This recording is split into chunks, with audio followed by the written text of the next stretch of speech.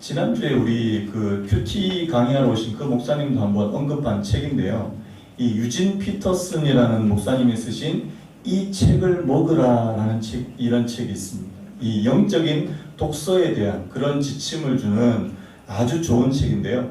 그 책에 보면 자기 집에서, 이 목사님이 자기 집에서 키우는 개가 어느 날 이제 죽은 사슴에 이 정강이뼈를 물고 오는, 그렇게 물고 왔을 때 묘사하는 그런 부분이 있습니다. 제가 한번 읽어드리려고 하는데요.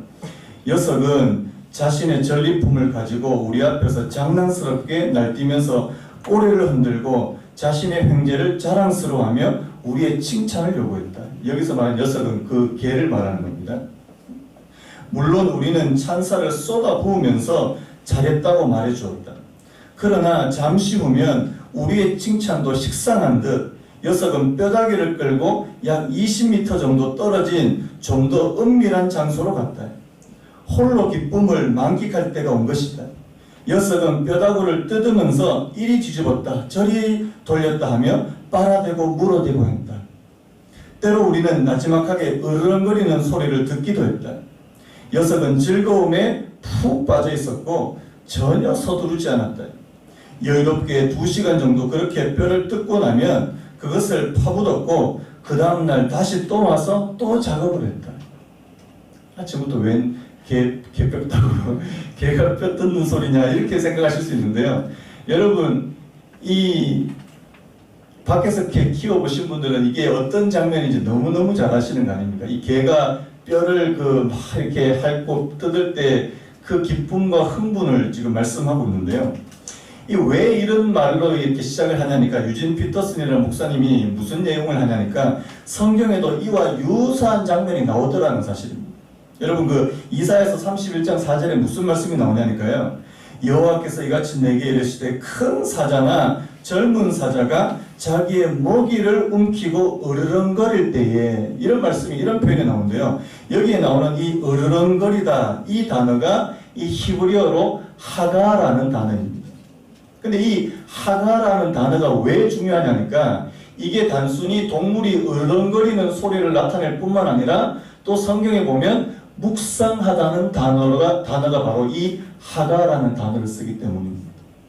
여러분 잘 아시는 시편 1편 말씀에 복 있는 사람은 하나님의 율법을 즐거워하여서 그 말씀을 주야로 묵상하는도다. 이 묵상하다가 바로 하가, 동물이 으르렁거리다, 이것과 똑같은 단어라는 사실이에요. 오늘 우리가 읽은 이 시편 119편에 나오는 작은 소리로 읊조리다, 이것도 바로 하가라는 사실입니다. 여러분 무슨 말일까요? 하나님의 말씀을 묵상하는 것이 마치 개가, 이 작은 개가 자신의 뼈다구를 그렇게 거기에 흠뻑 빠져서 물고 빠는 것이나, 혹은 이 사자가 자기의 먹이를 가지고 막 흥분해서 으르렁거리는 것과 똑같은 것이라는 사실입니다. 여러분 우리가 생각했던 묵상이라는 개념은 어떤 거예요? 막 예배당에 막 경건하게 초를 틀어놓고 아주 잔잔한 음악을 틀고 막 눈을 감으면서 묵상. 근데 이런 개념이 아니라는 사실입니다. 그래서 이 목사님의 표현을 빌리자면요, 사자나 개는 묵상할 때 이빨과 혀, 위장과 장기들을 사용해서 씹고 삼킨다. 다시 한번 들어보세요. 사자나 개는 묵상할 때 이빨과 혀, 위장과 장기를 사용해서 씹고 삼킨다. 이것이 우리가 하나님의 말씀을 대하는 방식이어야 한다는 사실입니다. 여러분 그거 왜 광고에도 그런 표현이 있지 않습니까? 씹고 뜯고 맛보고 즐기고. 다시 한번 할게요. 씹고 뜯고 맛보고 즐기고. 이게 꼭 고기 뜯을 때만 하는 표현이 아니라는 사실이에요. 그래서 이런 표현 이렇게 말씀합니다. 맛보고 음미하고 그 달콤하고 향긋하며 입에 침이 고이게 하고 영혼에 힘을 불어넣어주는 단어들을 기대하고 받아 먹으면서 부드럽게 가르랑거리고 나지막하게 으르렁거리게 되는 그런 독서 말이다. 여러분 하나님의 말씀을 우리가 읽을 때 정말 이 짐승들이, 이 개들이 그렇게 자신의 먹이를 가지고 그렇게 흥분하는 것처럼 맛보고 음미하고 그 달콤하고 향긋하고 입에 침이 고이게 하는, 영혼에 힘을 주게 만드는 단어들을 기대하면서 받아먹고, 그것이 바로 하나님의 말씀을 대하는 방식, 바로 묵상이라고 그렇게 말씀하는 줄로 믿습니다. 다시 한번 해볼까요? 씹고 뜯고 맛보고죠. 여러분 오늘 고기만 씹고 뜯고 하지 마시고 하나님의 말씀도 씹고 뜯고 맛보고 즐기시는 은혜가 있기를 예수님의 이름으로 축원합니다. 저희가 이제 신앙의 기본기 시리즈를 지금 계속 조금씩 하고 있는데요. 오늘 저와 여러분들이 나눌 주제는 바로 말씀에 관한 것이라는 사실. 이 말씀 묵상에 관한 주제로 같이 나누기를 원하는데요. 여러분 신앙생활에서 하나님의 말씀, 이 성경의 중요성은 뭐 아무리 강조해도 지나치지 않습니다. 여러분들이 교리를 공부하시면요, 우리가 하나님께로부터 은혜를 받을 수 있는 방편 3가지가 나옵니다. 우리가 하나님께로부터 은혜를 받고 은혜를 누리는 3가지 방편이 뭐냐? 여러분 뭔지 아십니까? 첫 번째가 바로 하나님의 말씀이라는 사실. 그 다음 2번째가 뭔지 아십니까? 기도입니다. 기도. 한번 따라할까요? 말씀. 그 다음에 기도. 그 다음에 마지막이 바로 성례입니다. 성례. 성례는 바로 세례와 성찬을 말씀하는 거 아닙니까? 그래서 여러분 세례와 성찬은 우리가 매주 할 수 없는 것인데요. 여러분 말씀과 기도는 저희들이 날마다 해야 되는 거 아닙니까? 그래서 말씀을 떼어놓고 이 신앙생활을 이야기할 수 없다는 사실. 여러분 기독교를 가리켜서 말씀의 종교 혹은 계시의 종교라는 말씀. 어떤 목사님이 이 부분에 대해서 좀 이야기하시는 것을 제가 들었는데 굉장히 흥미롭게 들었습니다. 이 미신과 기독교의 차이점이 뭐냐는 거예요. 이분이 하시는 말씀이 미신은 자기가 믿는 신의 능력을 이용해서 자신의 뜻과 소원을 이루려고 하는 것이 바로 미신이다. 물론 이제 간로하면서 기독교에도 이런 요소가 없지 않다 이렇게 표현하셨는데요. 그런데 기독교 신앙은 미신과 다른 것이 뭐냐니까 하나님의 능력을 이용하여, 다시 한번요, 하나님의 능력을 이용하여 자신의 뜻과 욕심을 이루기보다는 하나님의 말씀을 깨달아서 하나님의 뜻을 자신의 삶에 이루려고 하는 종교다. 여러분 인정하시는 분만 하면. 다시 한번요. 하나님의 말씀을 깨달아 알게 된 하나님의 뜻을 자신의 삶에 이루려고 하는 그런 종교가 바로 이 기독교다. 이렇게 말씀한다는 사실입니다. 저는 굉장히 일리 있다는 생각이 들었고요. 하나님의 말씀을 통해서 우리가 하나님을 알게 되고요. 또 그분의 뜻을 알게 됩니다. 그래서 여러분 저한테 이렇게 물으시는 분도 있어요. 목사님 하나님의 뜻을 가르쳐 주세요. 제가 뭐라고 얘기할까요? 성경부터 읽으세요. 자꾸만 목사님 내가 뭔가를 봤습니다. 환상, 직통계시. 여러분 직통계시가 제가 없다고 그렇게 얘기하지 않습니다. 하나님께서 저희들한테 주시는 게 있어요. 그런데요, 그것보다 훨씬 더 중요하고 정확한 계시는 바로 이 성경을 통해서 저희들에게 주시는 계시인 줄로 믿습니다. 여러분 우리를 거듭나게 만드는 것도 여러분 하나님의 말씀인 거 아십니까? 여러분 그 성 어거스틴이라는 분 아시죠? 이분이 하나님의 말씀 한 구절로 회심하게 되었다는 사실입니다. 여러분 잘 아시다시피 이 성 어거스틴이 어렸을 때부터 굉장히 방탕하고 음란한 생활을 했다고 그렇게 전해지거든요. 16살밖에 안 돼. 이게 이 머리에 이게 피도 마른 애가 가출합니다. 가출해서 여자하고 동거하기도 하고, 그 다음에 나중에 이제 애를 낳기도 하고, 이 엄마는 이제 속이 타가지고 하나님 앞에 간절하게 기도하는데, 이 성 어거스틴이 32살, 무려 16년 동안이나 이 방탕한 생활을 계속해요. 그런데요, 나중에 이제 32살 될 때 이제 이 어거스틴에게 이제 결정적인 계기가 찾아오는데 한번 들어보실래요?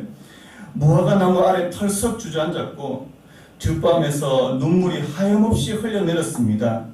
그때 갑자기 이웃집에서 아이의 노랫소리가 들렸습니다. 남자아이였는지 여자아이였는지 알 수 없지만 아이는 똑같은 구절을 반복해 불렀습니다. 뭐라고 불렀냐니까 집어들고 읽어라.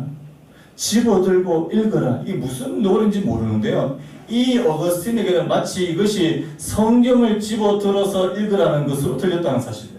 그래서 급히 돌아가서 성경을 집어 편 후에 가장 먼저 눈이 닿는 구절을 조용히 읽었습니다. 근데 그가 읽은 구절이 뭔지 아십니까? 로마서 13장 13절에서 14절.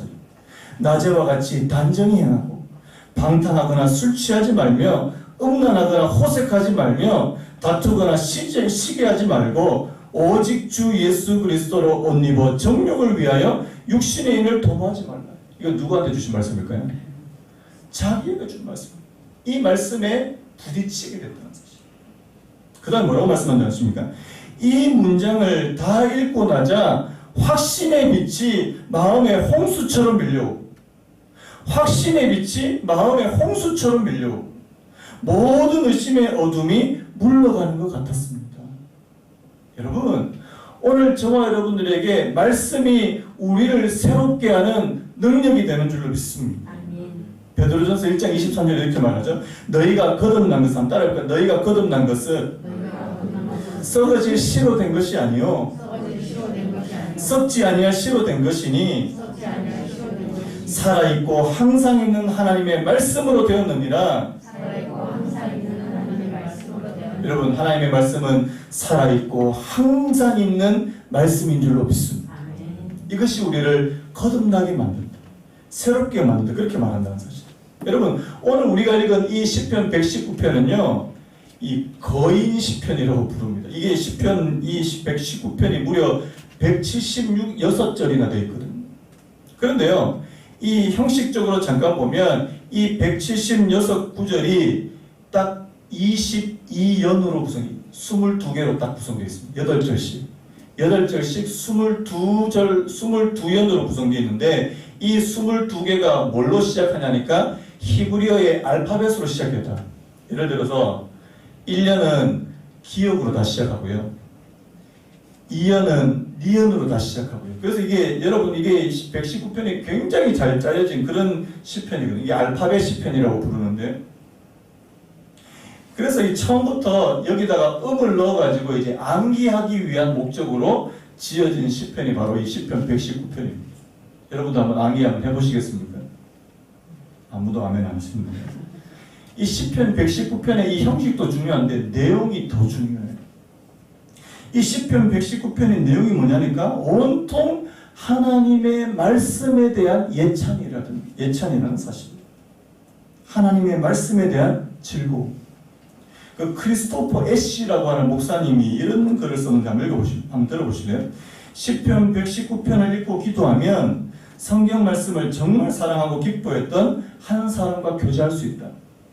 이 시편에서는 주의 말씀에 대한 기쁨과 즐거움이라는 심장의 고동소리가 생생하게 느껴집니다.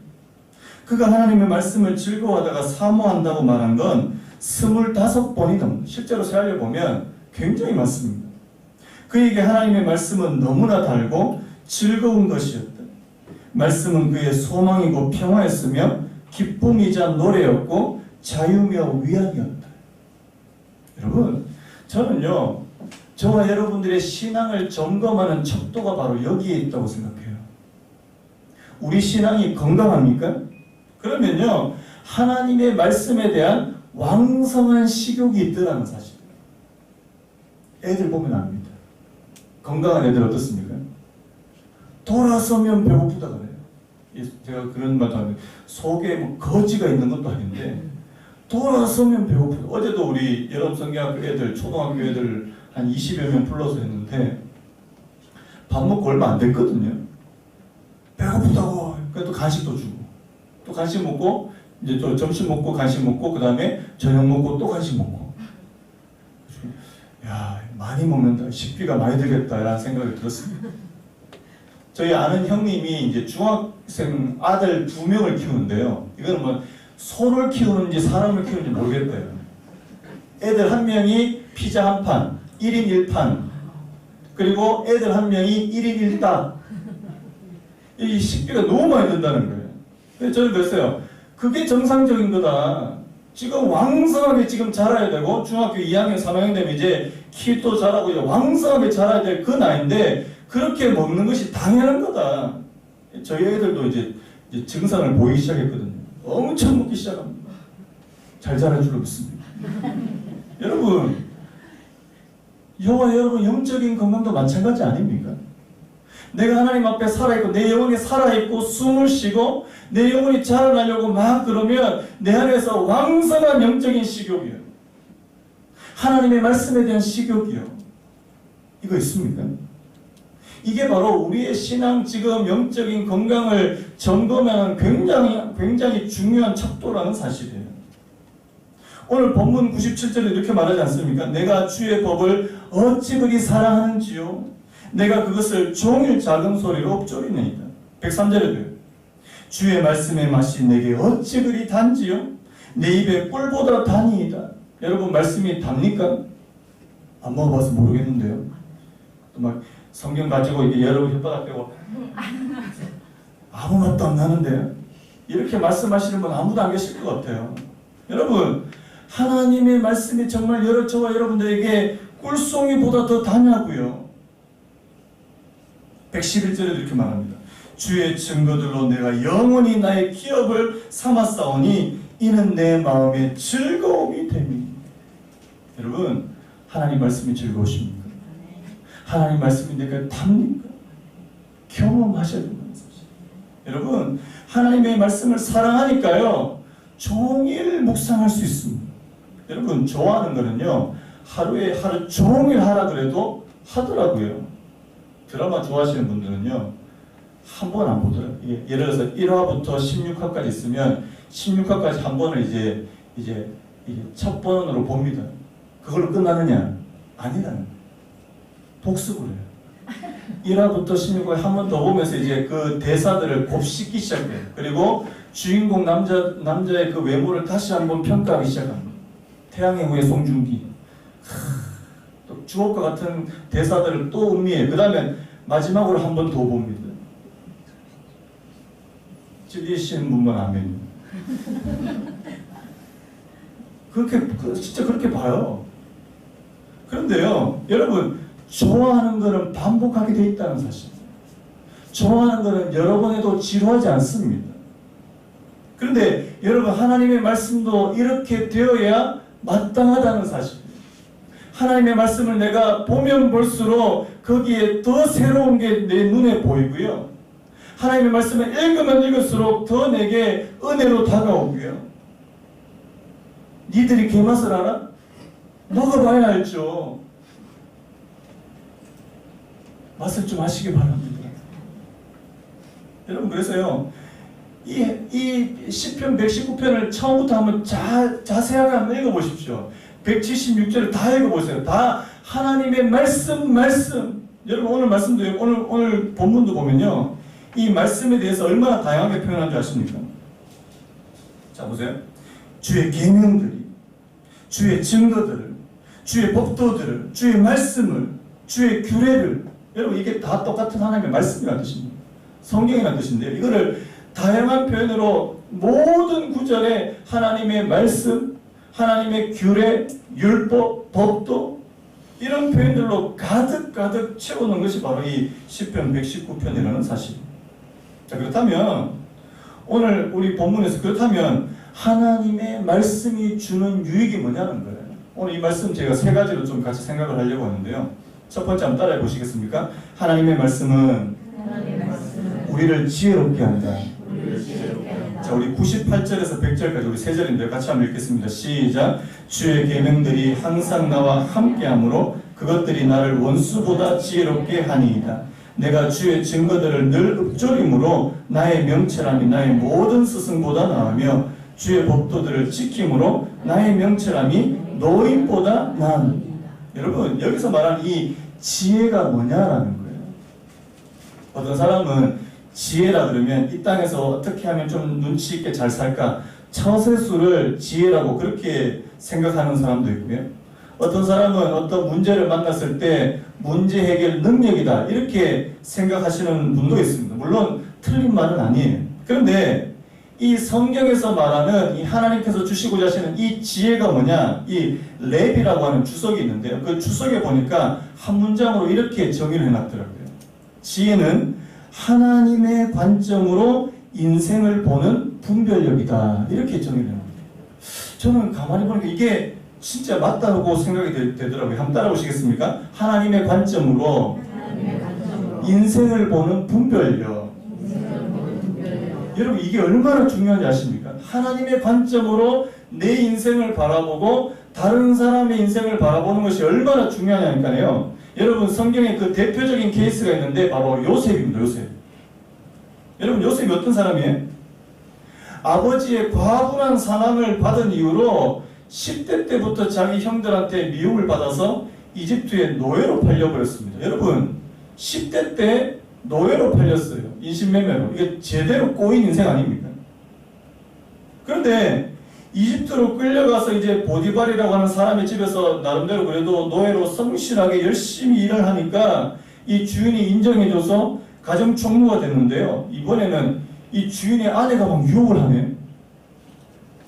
유혹을 거절했다는 이유만으로 억울한 누명을 쓰고 감옥에 들어가게 된다. 여러분 세상에 꼬여도 이렇게 꼬인 인생이 있습니까? 근데요 나중에 요셉이 자기 인생을 돌아보면서 여러분 뭐라고 고백한 줄 아십니까? 나중에 이 요셉이 이집트의 총리가 되어서 그의 형을 다시 만나는데요. 창세기 50장 20절에 이렇게 고백을 우리 같이 한번 읽어보겠습니다. 시작. 당신들은 나를 헤아려 하였으나 하나님은 그것을 선으로 바꾸사 오늘과 같이 많은 백성의 생명을 구원하게 하시려 하셨나니. 여러분 이게 지혜라는 거예요. 자기 인생이 새롭게 보이더라는 사실. 내 인생이 새롭게 보인다. 예전에 그가 그 형들의 미움으로 노예로 팔려왔을 때는 내 인생이 왜 이렇게 됐나? 내 인생이 왜 이렇게 됐나? 이렇게 한탄할 수 있고요. 나중에 이집트에 와서 감옥에 들어갔을 때는 나는 이제 절망이다. 이렇게 생각할 수 있는 그런 삶이 하나님께서 그에게 지혜를 주시게 되니까요. 뭘로 보인다고요? 당신들은 나를 헤아려 하였으나 하나님은 그것을 선으로 바꾸사 오늘과 같이 많은 백성의 생명을 구원하게 하시려 하셨다. 하나님의 놀라운 구원 계획을 자기 인생에서 보게 되었다는 사실. 여러분 이런 고백이 어떻게 가능해요? 하나님께서 주시는 지혜가 있을 때 가능한 줄로 믿습니다.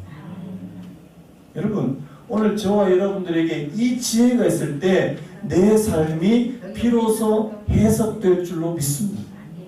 내게 때로는 어려움도 찾아오고 고난도 찾아오고 힘든 일이 왜 찾아올까?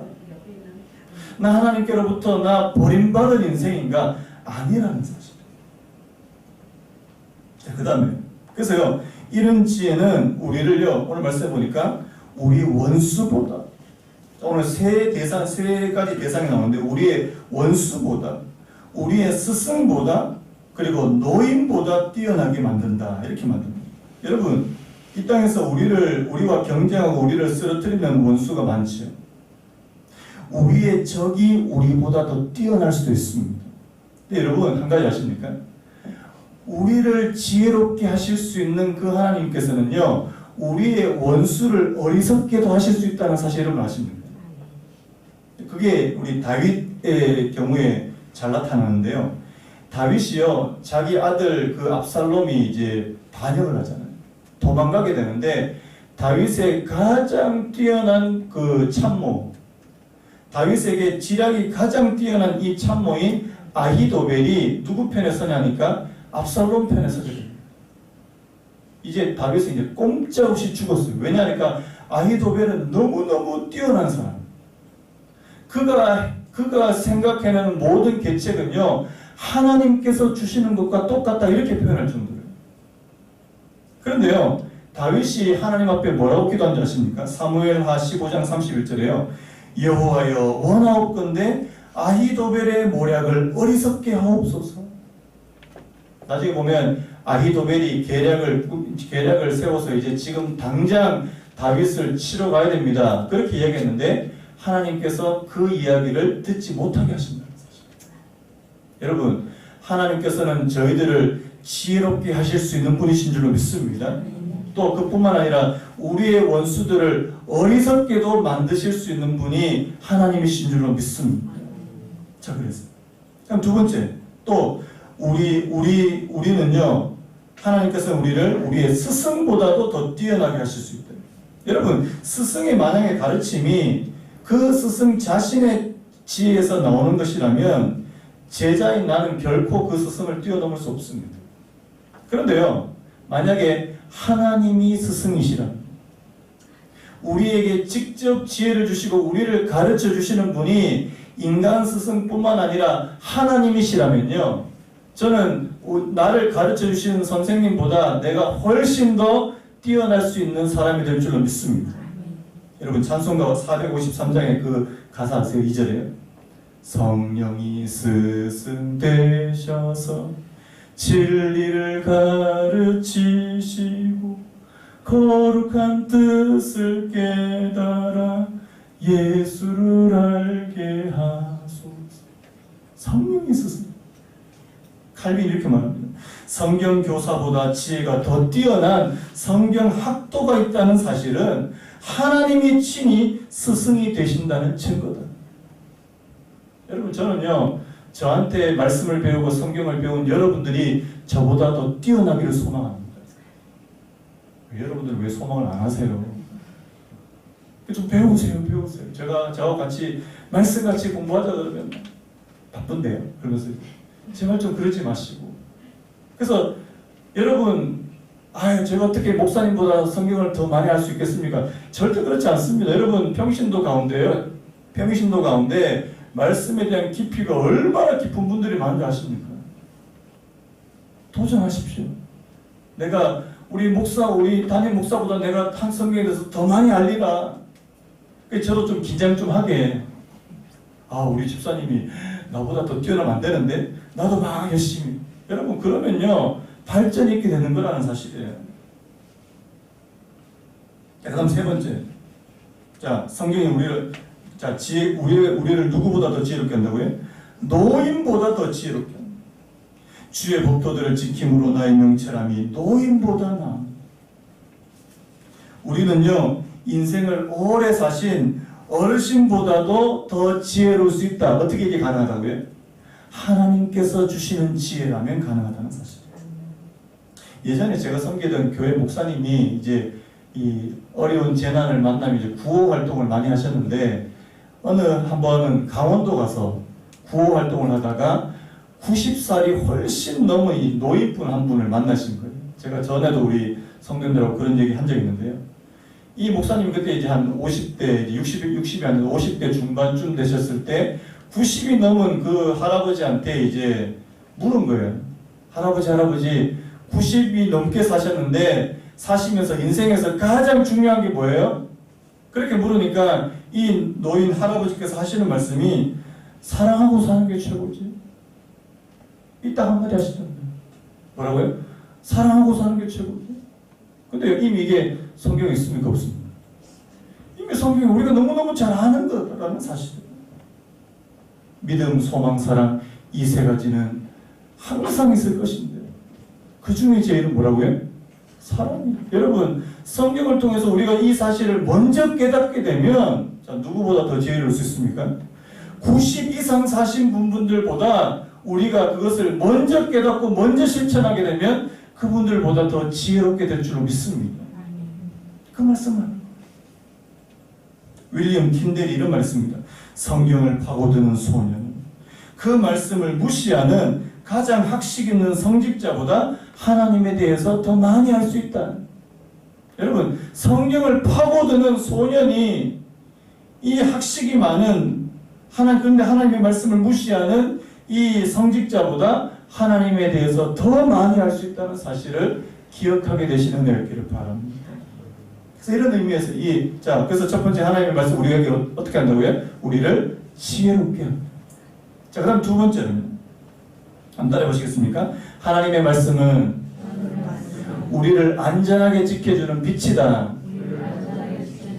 자, 105절 말씀 같이 읽겠습니다. 시작. 주의 말씀은 내 발의 등이요 내 길의 빛입니다. 여러분, 이 말씀은 너무너무 유명한 말씀이잖아요. 여기 나오는 이 등과 빛은요, 신자가 길에서 벗어나서 위험한 곳으로 가지 않도록 지켜주는 데 필요한 것이라는 사실. 하나님의 말씀은요, 우리를 세상의 유혹과 함정에 빠지지 않도록 우리를 지켜줍니다. 믿으십니까? 여러분, 이런 말이 있어요. 우리가 말씀을 지키면 말씀이 우리를 지켜준다. 한번 따라해 보시겠습니까? 우리가 말씀을 지키면 말씀이 우리를 지킨다. 이걸 약간 변형시켜서요. 우리가 주의를 지키면 주일이 우리를 지킨다. 이런 표현이었어요. 전 진짜 맞는 표현이었어요. 인간은요, 기회만 있으면요, 우리 하나님께 이 속하지 않고 우리의 이런 타락한 본성을 향해서 달려가려고. 이사야서 53장 6절처럼 우리는 다 뭐 같으세요? 양 같아서. 여러분, 여기서 말하는 이 양이 좋은 이미지가 절대 아닙니다. 여러분, 이스라엘과 팔레스타인 지방에서 가장 심한 욕이 뭔지 아십니까? 이 양 같은 놈아. 이게 제일 심한 욕이에요. 양은 분별력이 없습니다. 우리는 다 양 같아서 그릇 행하여 각기 제 길로 가는 것이 바로 우리 인간의 모습이라는 사실. 제가 몇 달 전에 이런 기사를 본 적이 있습니다. 유명한 그 SBS로 기억하는데 유명한 지상파 그 뉴스 9시 뉴스 앵커예요. 이 앵커가요, 지하철에서 여성을 몰래 촬영하다가 걸렸어요. 그 자기가 가지고 있는 걸 다 내려놓고 지금 모르겠어요. 지금 감옥에 들어갔는지 안 들어갔는지. 저는 이해가 안 되는 겁니다. 여러분, 굉장히 많이 배운 똑똑한 분이거든요.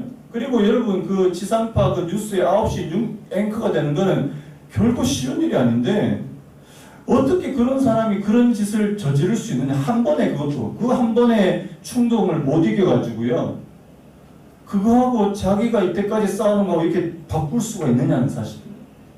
그런데요, 인간은 충분히 그럴 수 있더라고요. 잠언 만약에 이 앵커가 이 말씀을 알았다면 저는 얼마나 좋았을까라는 생각. 잠언 6장 29절. 남의 아내와 통관하는 자도 이와 같을 것이라 그를 만지는 자마다 벌을 면하지 못하리라. 이거를 현대식 버전으로 바꾸면 어떻게 됩니까? 그를 몰래 촬영하는 자마다 벌을 면치 못하리라. 여러분, 살짝 건드리고 만져도 죄가 있다면요, 촬영하는 것도 죄가 있는 거잖아요.